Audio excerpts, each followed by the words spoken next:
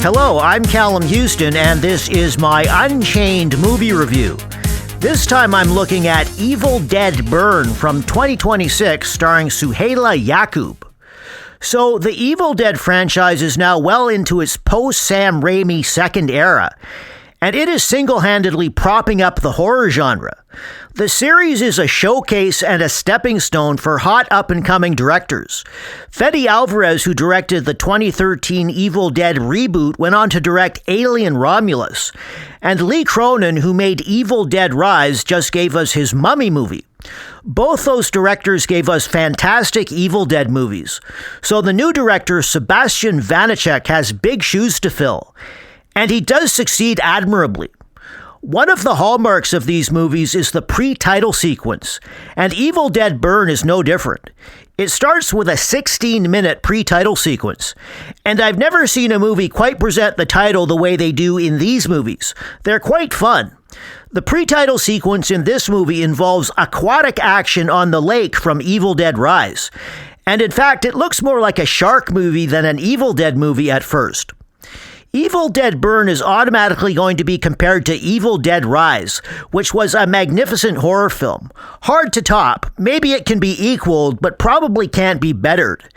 And I would say it isn't quite as audacious and groundbreaking as Rise, but it is a marvelous follow-up. And it is superior to the 2013 remake. Where it does exceed Rise is in its unrelenting violence and gore.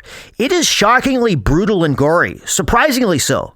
This movie is a post-Ukrainian war gore film. In fact, I would say it pushes the boundaries of violent gore in cinema. It was so intensely violent, I had to turn it off towards the end and take a break. The other thing that's better than Evil Dead Rise is its realism. It just seems more rooted in reality, more realistic. Although it's still a wild, crazy horror fantasy. I would sum these new Evil Dead movies up by saying they are amazingly creative in their depictions of horror. Now, on the downside, I will say this movie has a very clear woke message to it. And that message is white people are multi-generational evil devils who must be eradicated. It depicts white people quite negatively. It's the white grandfather who brings the Book of the Dead into the family home, and the white grandson who unleashes the evil demon.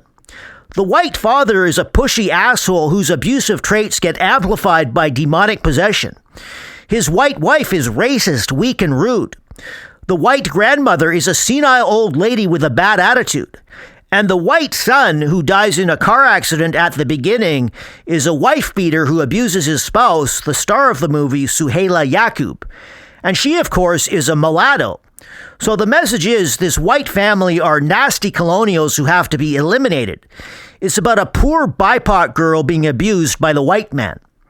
Having said that, Evil Dead Burn nonetheless is an excellent horror movie and an excellent addition to the Evil Dead franchise. I like that it takes place in winter with snow coming down. It gives it a rugged, gothic atmosphere, and I thought it kind of looked like the Pacific Northwest. And the camera work is quite impressively flashy. This is definitely a stabbing movie. There's a lot of puncturing of flesh in this movie. The final showdown involves a creature that looks like it's right out of Terminator 2. It's interesting how Hollywood wasn't able to give us these Evil Dead movies when Evil Dead was a going concern back in the 80s and 90s. All they could give us was a weak conclusion to the trilogy in Army of Darkness, which basically killed the series for 20 years. You know, why has it taken Hollywood so long to figure out how to make a decent horror movie? I guess it would be new blood in the form of young talent coming up, combined with new technology, not to mention desperation on the part of an industry that is bankrupt and in serious financial trouble. So that's my Unchained movie review for this week. Evil Dead Burn from 2026, starring Souheila Yacoub. I'm Callum Houston. Thank you for listening, and please check in again for future movie reviews.